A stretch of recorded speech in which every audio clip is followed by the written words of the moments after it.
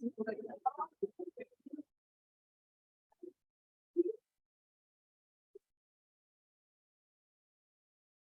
afternoon. Welcome to your YMCA. Thank you for being here for what is the last in the Friday forum and the conversation about today's series for this event. It's been a great 2 weeks on our end and the way that on yours too. Please remember those to be back at today's session. Again, thank you for being here. This is really loud. Okay. I'll go play with it. Yeah. Okay. Somehow it's not like the local design. I think announcements to be there today. Thank you for being here. We'll come back next semester a little lunch. We'll come back next semester. We will be starting at the very beginning of February, and we always do at our semester and our variety of topics. And watch for that information coming out very soon. The why is grateful to diverse people who does dedication for partnering with us this semester, and we are happy with that in spring. So I'm going to introduce to the speaker. Okay. Everyone, my name is Michelle, and I'm going to be in some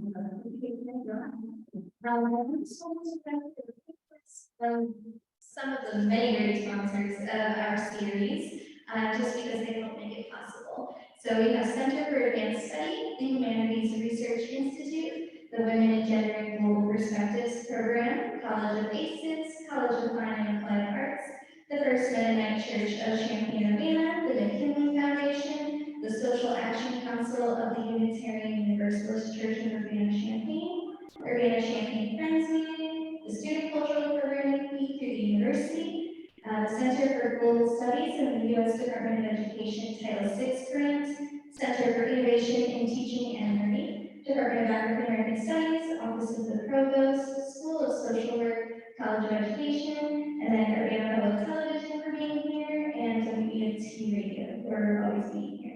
Then I'm going to hand it back over to Anne to introduce our speaker today. Thanks.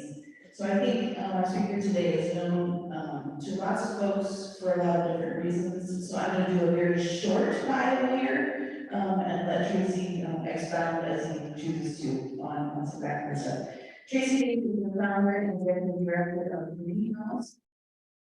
In previous roles, Mr. Dace was the unit director of the Library of Boys and Girls Club and Juvenile Justice Liaison for the local system here.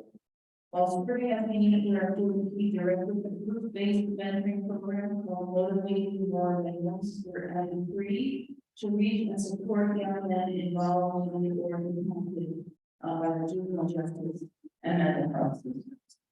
He is a social justice educator and builds bridges between community systems and educational institutions to achieve a deeper impact and a systemic change.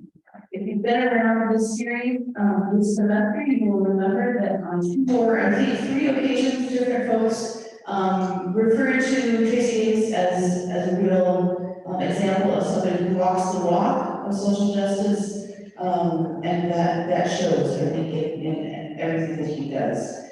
He is also currently a member of the Board of Governors here at the University of YMCA, and we are grateful to Tracy for his service in that way as well. So please help me welcome Mr. Tracy Dace. Thank you, Anne and I have been friends for several years, and I was glad that we're trying to remember how we met, when we met, and why we met, and we couldn't remember because of the pandemic. So anytime I have like a brain freeze or I can't recall something, I always play another day. So, but it's I'm very honored to be here. Thank you again for the invitation again. And just good afternoon, everyone. How are you feeling today? Great. Awesome. Awesome. How did you feel yesterday? The weather was wonderful, right? And so today we're dealing with some colder weather, and I heard that colder weather is coming in front of us. But we're just happy to be here. It's a blessing to be alive and able to be in community with each other. Again, my name is Tracy Dace. I've been in Champaign since 2007.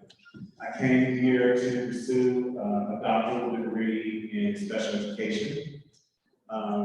And while pursuing that doctoral degree in special education, I decided to pursue a degree in humanity and helping the community and just being a part of solutions and things.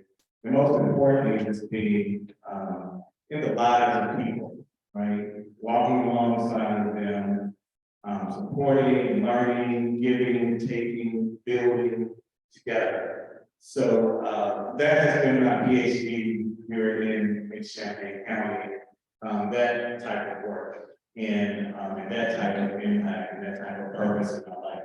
So it's an honor to share with you today the joy and the mission of DREAAM. What we're doing in Champaign County in order to build hope, to build resiliency, to build outcomes, and most importantly, to build a future, lives and opportunities for young Black boys and girls and families in general, but most importantly, the lives and the future of Black boys is what we're dedicated to. Today, I want to accomplish a couple purposes today. One is for us all to be hopeful. That's an important concept right now, not only for DREAAM, but I think for the world. It's just to have a sense of hope as we move forward through the pandemic, as we move forward through some of the wicked problems that my brother Sam with addressed in a couple of his presentations. I want to be here hopeful about the future. I also want to share information that builds on the work that Sam discussed over the last couple of weeks to talk about and continue to unpack some of these wicked problems that exist here in our community, but also in our state, in our nation, and also in our world. And I plan to share more information about DREAAM, that's the purpose of me being here, and also cast vision, because I think vision also inspires us to believe in efforts like DREAAM, but also to start pathways for us to create our own impact in the community. I am going to place this slide first in the presentation, because some of you may leave if we don't wrap up by 1 o'clock. If you're interested in being connected or following up with DREAAM, there is DREAAM contact information there, and also my personal contact information to contact that. So I just wanted to get a pulse of who is in the room, but again, I also think to bring my mind for this talk today. Can I hear from the last students? Are you here? Raise your hand. All right. Hey, great. Thanks for being here. Do we have any community people in the room? Awesome. Awesome. Faculty, staff in the room. Awesome. Thank you. We have any mamas and grandmas in the room. Awesome. Beautiful. Love the mamas and grandmas. Daddies and granddaddies in the room. Do we have any agitators in the room? People who resist and work against? Awesome. All right. Do we have any civil rights activists in the room? Beautiful. So, and do we have hopeful people in the room? Amen.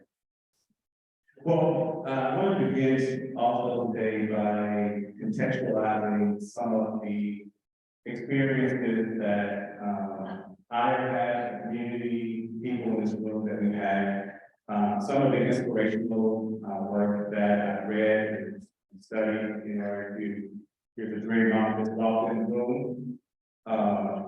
Some of the inspirational work that I've read and used as a community that move forward to develop communities. But the most important experience and life-changing experience for me as a doctor student, as a new person to Champaign, was losing the life in the murder of Karen. And that experience, opened my heart to think about how as a community can we support, our young people, but also create pathways to justice for all in our community here in Champaign. He won Carrington was a young boy. Just like many young boys that can serve at DREAAM, he had ideas, he had energy, he had brilliance, he had dreams, and his life was taken away. Right? And by an act that I think as a community still are seeking to for, right? And so his life and what happened to him is important that we cannot forget. And we have to continue to use his life and the lives of others as we move forward in creating justice, transformative justice, educational justice, whatever pathway we get on, we have to make sure that it's rooted in a lot of people that really mean a lot to us. Another piece of inspiration, one of the pieces of inspiration was reading this technical report. It's not a research report. Several researchers, practitioners across the nation came together and studied the problem of Black male success, Black male health, Black male hope. And they developed a technical report, and it's available, on the internet. We dream in the world, the 2025 vision for Black men and boys. And in this technical report, we broke down strategies and steps that communities can develop, implement, and commit to in order to transform and change the lives of Black men and boys. And so this report really was a blueprint for me to think about how to develop and design an initiative here in Champaign so that we can also do the same work to transform the lives of Black men and boys. So I use the recommendations in this research to think about the various features of DREAAM that's important to address, most importantly, academic achievement. So I'll share more about what we have developed over the past several years to support and respond to the recommendations in the report. How many of you have heard of Harlem's Children's God? Amazing, powerful model for our community, right? And so this work is very focused, and their mission is to disrupt intergenerational poverty in East Harlem, East Central Harlem. And so I have followed and read and been I've had a man crush on this kind for years, right? Just thinking about, using this work as a movement for how do we focus that type of impact and those types of needs in our community and how do we respond to that. So Harlem Children's God is another piece of work that has helped to develop very focused work here in DREAAM, and also we'll talk more about that later as well. The next critical part of my path to being a social justice activist and person, passionate person, and creating a dream, and the reason why some people like, do you want to sleep at night? Did you ever is this lady on the screen? This is my mother. This is Dorothy, each other.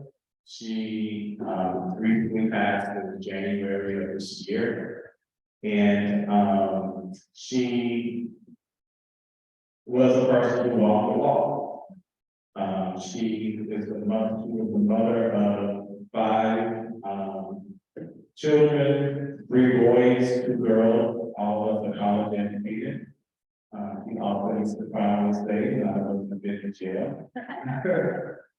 But she created not only a home, but also a community home for us to thrive and be supported and cared about. Not only did she care about her children, but she also cared about everyone's all children in our community. She was a civil rights activist.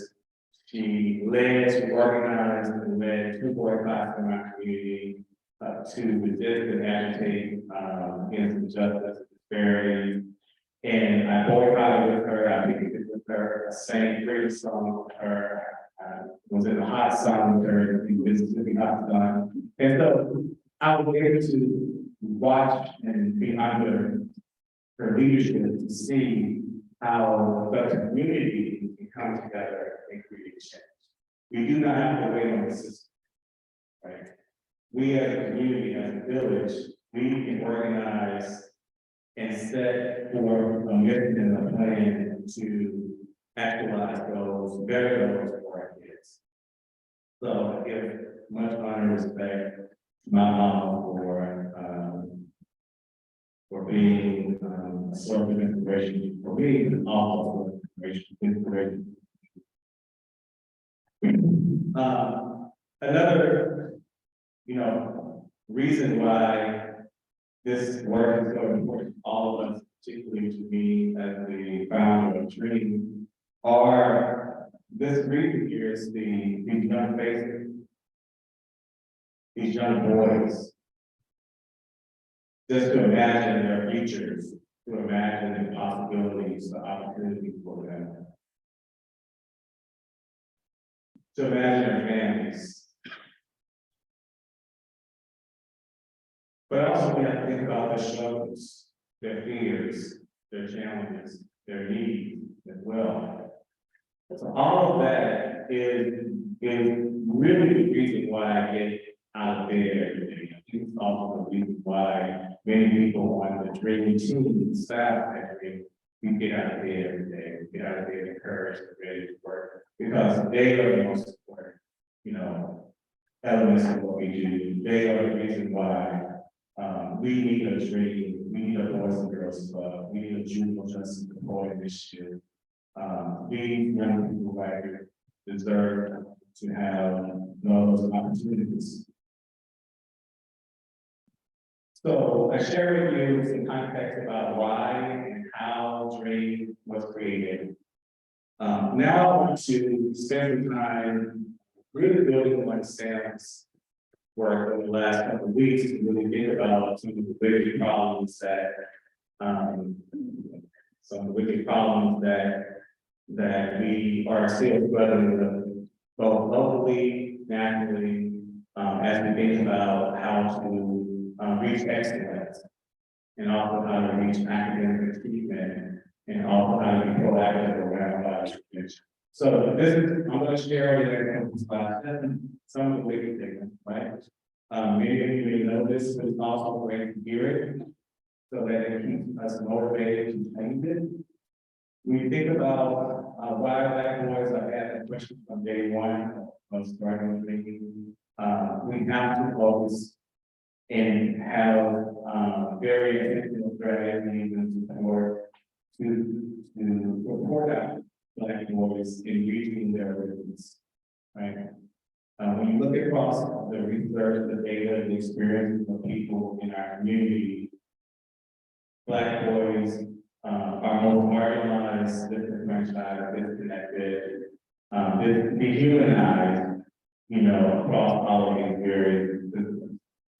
So you have to think about nationally, 50% of those receiving high school suspension from preschool, 50% of those is Black boys, right? So preschool and private environments, very young ages, and they are being placed at risk, subjected to suspension in this setting where they're totally learning and growing and developing.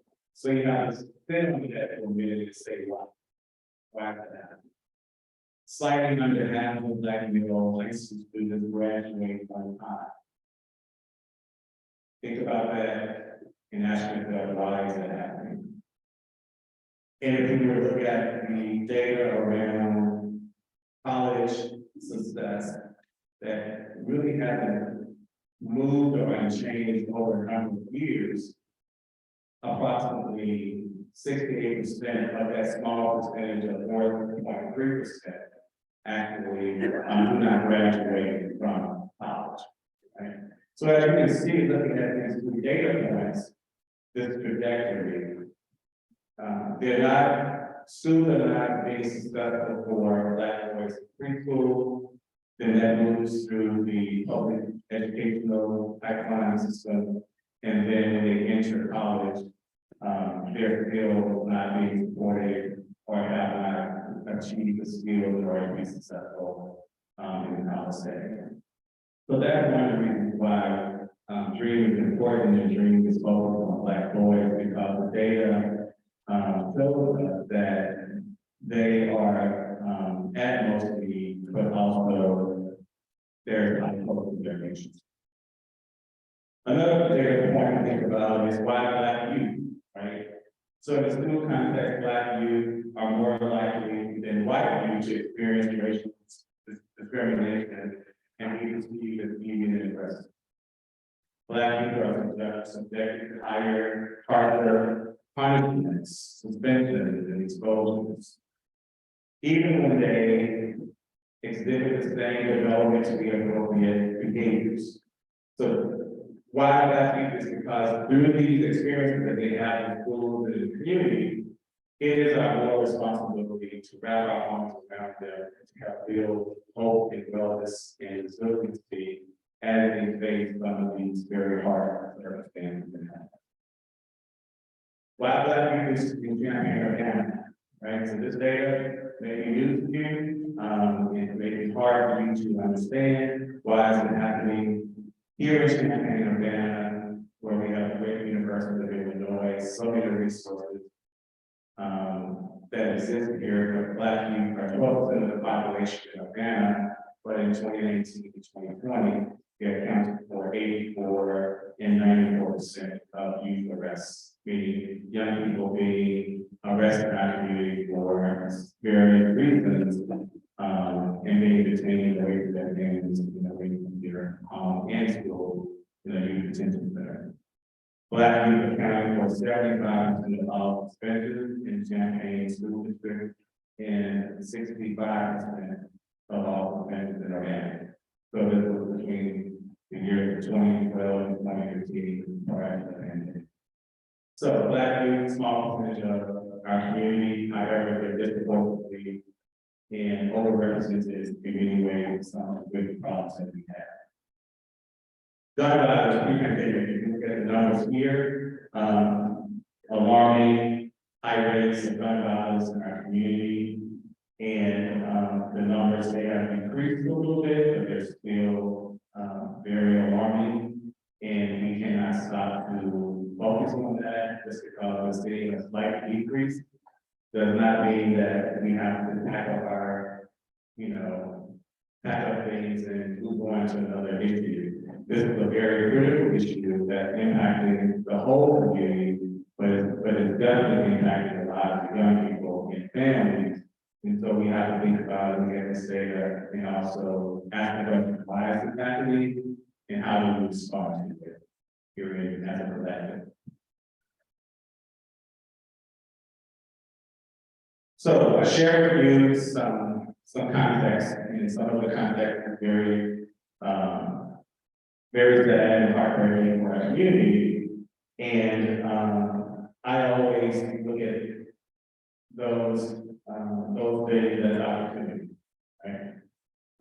It's an opportunity for us to keep hope alive, an opportunity for us to focus on strategies, an opportunity for us to come together as a community and begin to think how we can be a collective force to agitate and respond to violence, to under academic achievement, to the lack of family support. So in 2015, God placed on my heart to respond. I was a new faculty member at Parkland, had a lot on my plate, and had been working at the First Presbyterian Church as a mission coordinator. And many people said to me, well, you're a new professor at Parkland, you should start anything new. your plate is full. But God has kept telling me to start it because it's needed, and it'll just build as it goes along, right? And so in 2015, he gave me this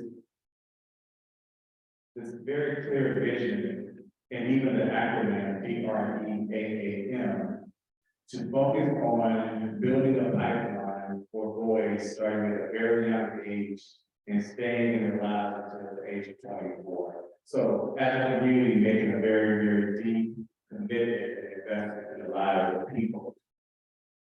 So Driven to Reach Excellence in Academic Achievement is a community impact organization that was founded in 2015 as a program as a pilot, and then in 2017 became a 501c3 organization. Our focus is to be a strength-based catalyst of change in our community, and so we focus on opportunity and hope among and for children and families in order to construct the school-to-prison pipeline. So we want to shift from being deficit-minded in our work to really thinking about the strengths, how we build on those strengths in order to place our young people on a pathway to opportunity and hope. We are constantly developing this ecosystem design and model, and I'll speak a little more about that, but we see our work as a part of that build, as an isolated singular solution in our community. And so it's important that we lift everyone up and that we build strategies together collectively so that we can have a stronger ecosystem here in Champaign County. Prevention and early intervention is important, and so there's a lot of research around prevention and early intervention that impacts not only the academic achievement, but also the economic community, and as well as the well-being of people. Hope responsive. We can't serve Black kids and not serve them in a Black way, right? We can't serve people and families without understanding their culture and their family experience and strength.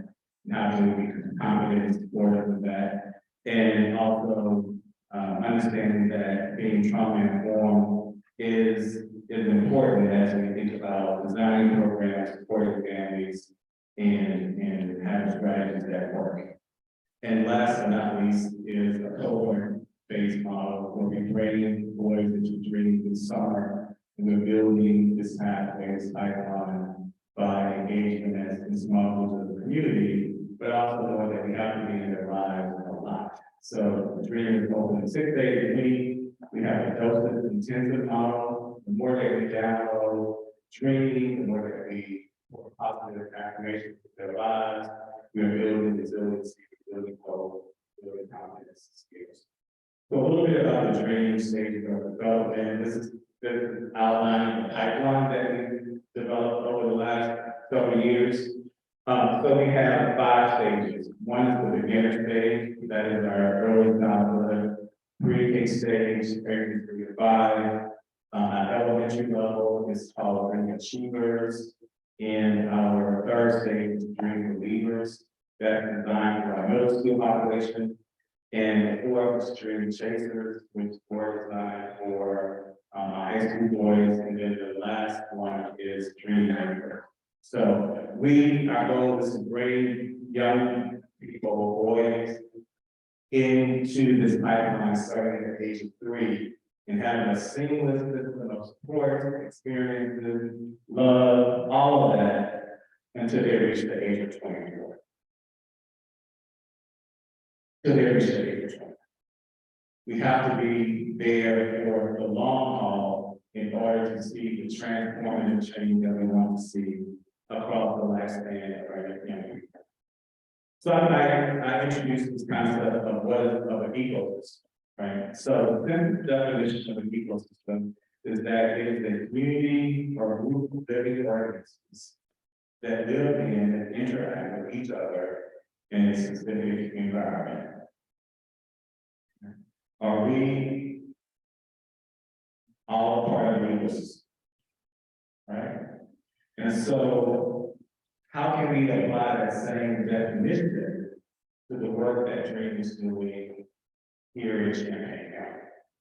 So we could refer to DREAAM as a village, we could refer to DREAAM as a community, and we also can refer to DREAAM as an ecosystem. We are building a system of empowerment and a system of care for boys and girls and families who are involved in DREAAM. So these are all the organisms in our ecosystem. It takes all of these moving parts and moving bodies in order to enact change and actualize the goals of DREAAM. So we have DREAMers, parents, grandparents, the DREAM team, volunteers, board directors, partners, churches, organizations, funders, donors, and just supporters all over the nation that is very aware of what we're doing eventually, and also borrowing from the model and thinking about how to bring the impact of the communities. I just want to take a second here to acknowledge the partner here at the university. We have several partners of the ecosystem here as well, schools, social work, education, and many other partners. Our program plan for this year is to continue to, at the bottom of our tier of impact, to have after-school programming that's focused on education and empowerment, with the goal to serve 350 children and youth across Champaign and Rantoul. We are reopening our pre-K Saturday school, which opens tomorrow. We're very excited about that. And the Saturday school is a pilot program designed and sustain the final phase of the DREAAM model, which is that DREAAM beginners phase, to really understand and begin to develop a strong, rigorous early childhood and family education program. And then we're going to also move forward with focus on DREAAM beginners. Is DREAAM working? Yes. We have seen increases in academic outcomes, improved friendship and conflict resolution skills, definitely more hope for the future, boys and girls who begin to think about future careers in STEM, exploring colleges, and exploring opportunities. Parental involvement and support, and also raise that growing sustainability and community commitment. The second tier of DREAAM recently was developed this year, recently implemented this year, and that tier is called Hope for the Future. This is our proactive violence prevention initiative, and we're going to be planning to pilot it for 2 years across the county to really develop grassroots strategies to increase relevant mental health and education programs. So our 3 value strategies are wellness for all. We believe that wellness is a birthright, and we all should have access to wellness in our community. And how do we create those wellness opportunities through working together collaboratively and making sure that grandma, auntie, you, me, we all can, practice wellness and have wellness. And we see it across there. Helpful ways to continue to do work with boys, particularly around healing, health and prevention services, and final strategy, Black family goals. So knowing that emotional and social difficulties present early signs in children, we want to start early in the lives of children and families to address those difficulties and have wraparound services to support them. The third and final tier for developing DREAAM is the 50,000-foot DREAAM vision. This is the big next step of DREAAM. Is to take the research, to take what we know works well for families, particularly families of Black boys, and to work together as a community to create an early child and family school. An empowering space that's not a public school, but a space that's empowering, that's uplifting, that's transformative, that is teaching and developing and nurturing boys in a way that's relevant to their lives, and then also in a way that's going to build them for the future. And so this space is the next and final leg of the journey for DREAAM. And we definitely want it to be grounded in the community, focused on sustainability, and most importantly, focused on mobility. We want to lift it up and be the goal for the future so that we can address some systemic issues in our community, both at the individual and the community and the system level. So there are the critical evidence-based pillars of the school, strong focus on academics and early literacy and numeracy. We know that we build that foundation now, it reduces disparities later down the road. Intentional integration of social emotional learning and mental health services. Also within the school, we want to bring both academics and social emotional in the same space, so that part of the learning process, not only for children, but also families. And another important critical piece is family engagement and empowerment. We envision working closely with families to provide parents, classes, mental health services, and other forms of support, so that both child and family, they're learning and growing together. So we may be thinking about, will teaching early Black pride proactively prevent violence? The research says yes. Our lived experience also says yes. And so that's something that we need to try and do in Champaign County.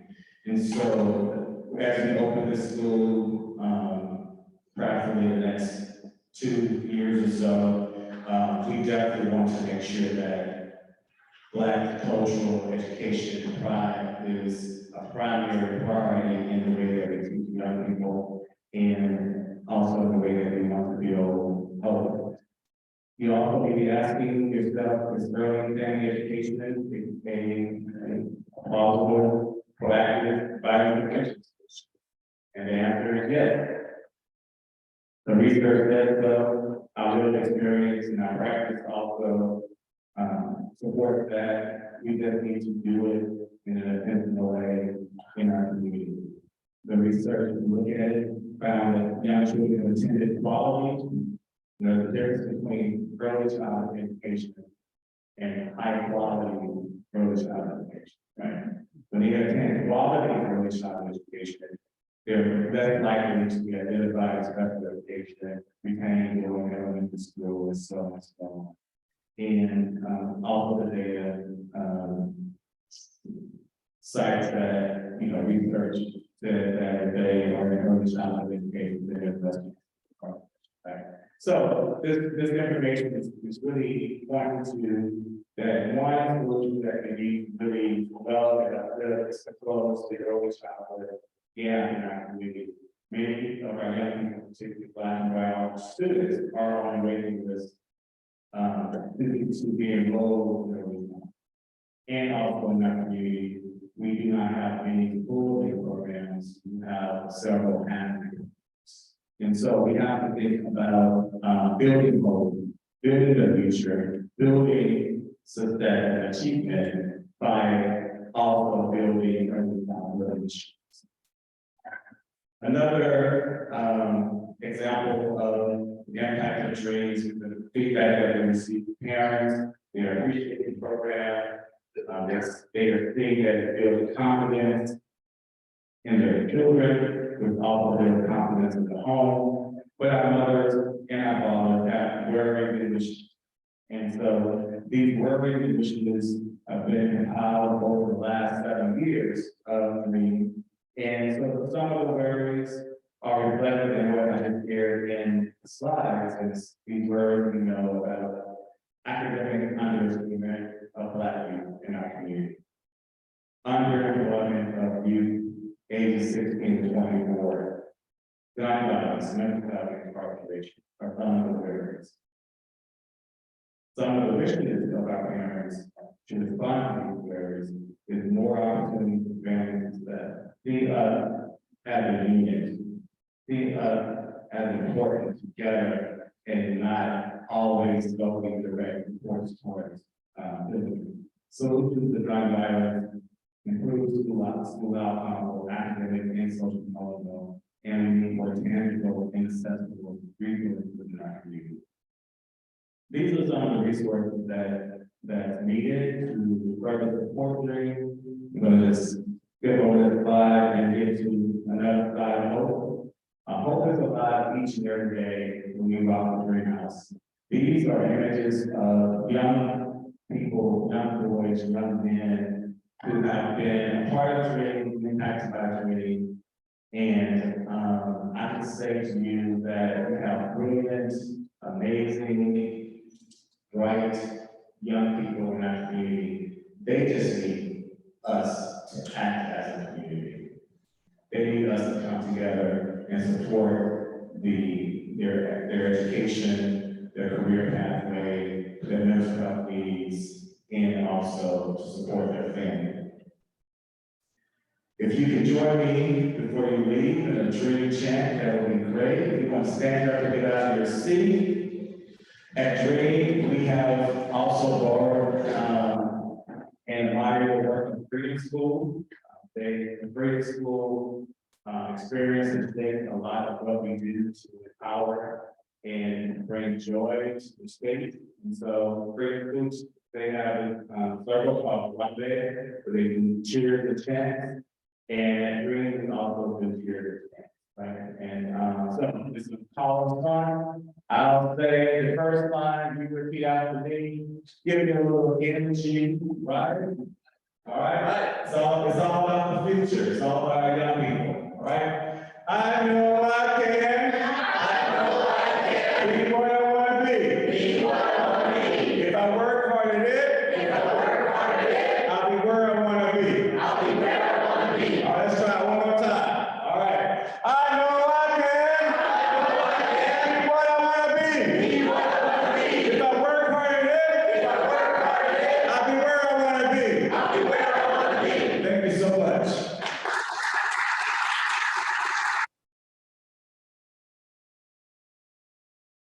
Really appreciated the opportunity to share with you today. Are there any questions about DREAM or about what's happening in our communities? So the latter, I'd like to get back to at some point, but I noticed that there's a unit on the U I think it's called STEAM now. They've added an E, and they're including arts, and I'm wondering how important arts and art expression is coming to these internal obstacle, the internal normalization. And I mean, it isn't a career choice right now, obviously, but it can be an interesting thing. I'm just wondering if you have any reaction to that. Absolutely. Our education and our enrichment is essential in the lives of young people, not only from a creativity standpoint, but there's also research that supports it improves academics and achievement as well. As we think about developing, 21st century skills, creativity, so part of that, we think about Kwanzaa and other ways that we celebrate African American life, people, culture, art and creativity is important and essential. It's who we are, right? And so incorporating art into STEAM was a very intentional step to say that if we want to develop future engineers and future mathematicians, we also have to develop their minds to think in very abstract and creative ways, right? And so that's important. At DREAM, we always take things to the next level. We actually have added a second thing to STEAM. It's SPEA square. We have added agriculture to that as well. So we expose young people to farming, to agricultural careers, because I'm from Mississippi and I'm the descendant of farmers, and I know that that is also part of our culture. It's also learning and apply opportunity for us to build a very so very much involved. Yes, ma'am.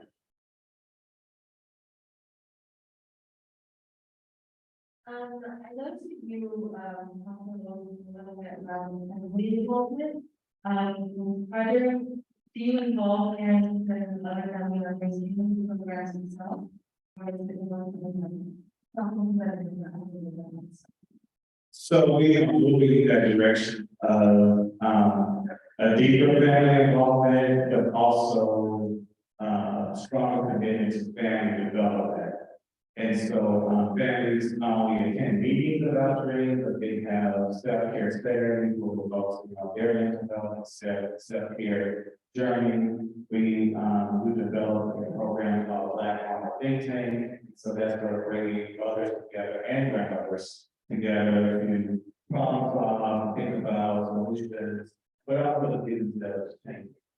The leaders in the community, also in school. So we are definitely recognizing that this work is only transformative when it's holistic and the family is engaged and involved as an equal partner, so that we can have a two-generational impact. Okay. Yes, ma'am. What are the major obstacles for being still? Well, one major obstacle is that we have to, in some ways, I don't want to use the word abandon, but we have to think broader that school is not always a traditional system. Right? We have wonderful, school districts who are doing work in our community. But however, we can create schools in churches, we can create schools in homes, we can create schools on the street, on the block, on the hood, right?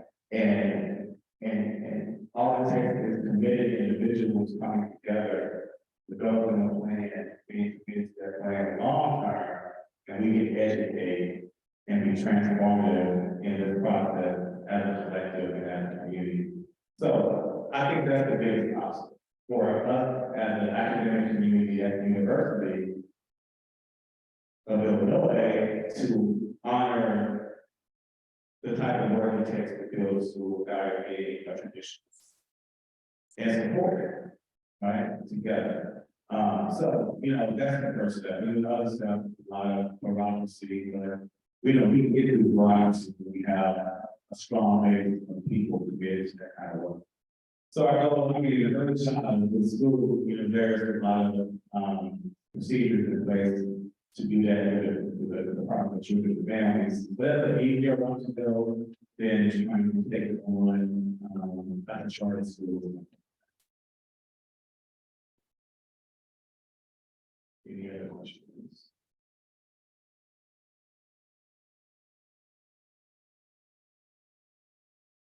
Yes, ma'am. So Tracy, I feel like many people that I talk to, know a little bit about DREAAM and are excited about it. And a further question would be like, what is helpful? What can any of us who sort of, are interested and supportive, what can we do to? Well, first, I think, DREAAM is controversial. Let me just say that we're doing work, but there are many other organizations who are important. So speak up loud, whether it's DREAAM or someone else, and you decide as an individual, what is your what can you do? It could be mentoring, it could be tutoring, it could just be help to a parent or to a family. I think that's a way that we all can contribute to community success. When it comes to working with organizations, we need both skilled and unskilled individuals. Individuals that can show up to help in our programs, whether it's tutoring, being a chaperone, being a mentor, being a support, but we also need skilled individuals. As you know, starting an organization is very challenging. God placed me on the earth to be a doer and a visionary, not to be an accountant or an HR person, right? And so we need skilled individuals in our community that can bring those skills and that expertise to our organization so that we're building infrastructure, building sustainability, so that we can be here in the future. I would say a third opportunity is to be an advocate. 10 city council, 10 board meetings, be aware of what's happening in your community. If you don't feel comfortable speaking out in those spaces, you can speak out within a space that's comfortable for you. Your family network, your friend network, your church. All of us. Next, sitting next to someone is jobs. This is not the question. Did you know that in Champaign, we have more Black youth than we have more Black youth being arrested than we do white youth in our community? They're asking those questions and engaging in a dialogue. And I guess in order to engage in a dialogue, I would say before, effort that we all can maybe become more educated and aware of the issue. Yes, sir. So like the second round here, speaking of the gun violence, when you talk to the majors, the elders in your cheers, what kind of things do you talk about when you ask them about guns? I mean, the men, I think of people feeling very vulnerable, and even though a weapon actually makes you more vulnerable, that they feel they need protection. And then when you have the illicit economy, which is the economy that people have lots of money, cash on hands, it's lots of incidents being shaken out even by some police, maybe not just the community, but so I'm saying those are two aspects that I don't think get discussed much. Maybe they're important, maybe they're not. But when you talk to people in that oldest tier, what kind of discussions do you have? You can characterize. Well, I would say that, I mean, there are many different factors, right? And yes, there's a fear factor, but also I think what I have experienced and what I see when I'm trying to think and read about is we have young people who experience guilt. And we have young people who have not experienced a village or a community that's supporting them, right? We think about Champaign County, when he was murdered in our community, there was not really a lot of grief and mental health, widespread support for young people and families. So we even as a Black person in Champaign, I had to live through that. I had to move through that without having a place to really go and support it. Right? So I think, there's many reasons why it belongs to this community.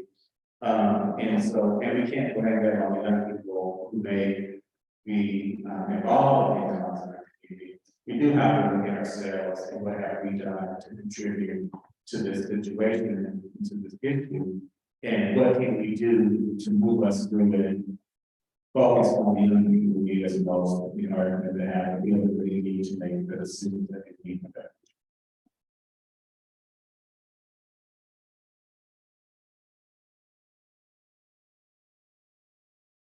Well, I appreciate you all. Thank you very much.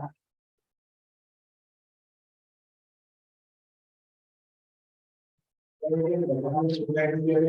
you have a chance to spend time with family, have a great food, and be well and be safe. Thank you.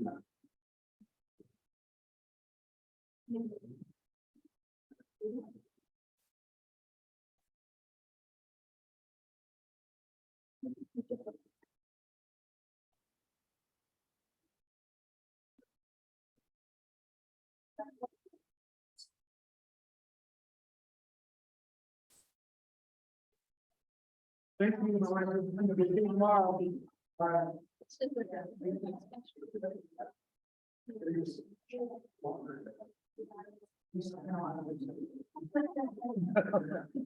Feels like there's some days for.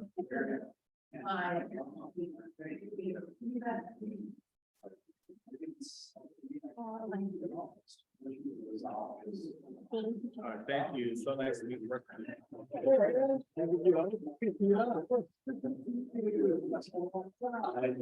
Last time on the street.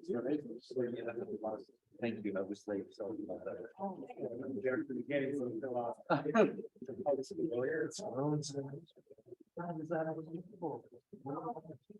I remember last time we were at the advisory.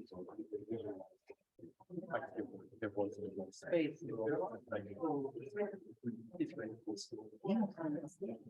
That's awesome. That's cool. Yeah, younger.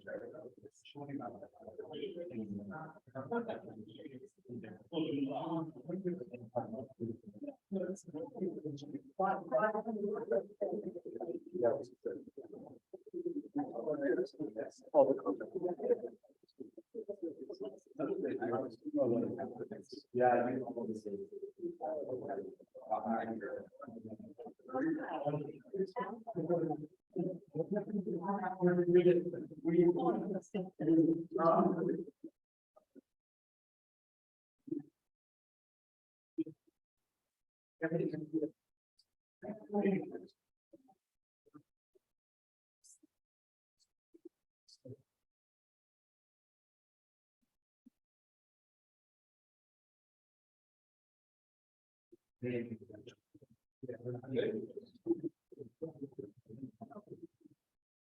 Also, maybe still here, but around the area, we want to keep it, there's a much. I like that, building.